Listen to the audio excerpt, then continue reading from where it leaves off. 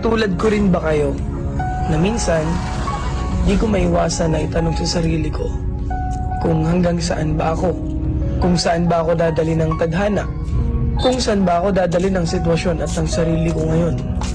Kasi minsan nakakaramdam din ako ng pagod, pero wala namang choice kundi lumaban palagi dahil yun lang naman talaga ang dapat. Kaya kung katulad lang din kita, lagi kang lumaban sa buhay. Lagi kang magsumikap na maabot lahat ng mga bagay na gusto mo. Di naman lahat ng gusto mong matupad ay isang pitik lang. Lahat ng tagumpay at mga bagay na gusto mong matupad, pagod, puyat at hirap ang dapat mong isakripisyo. Tapos huwag kang susuko hanggang sa makuha mo na lahat. Kaya ikaw, alam kong katulad lang din kita.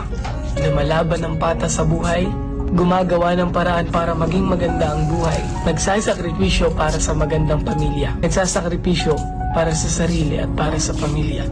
Ingat kayo palagi, stay safe, and follow me.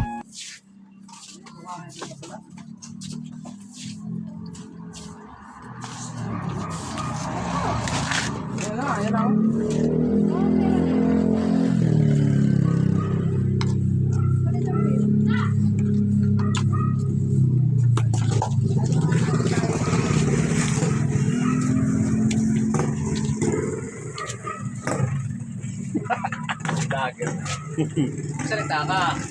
Hindi. Sino ang gumuhit sa gintong salamin?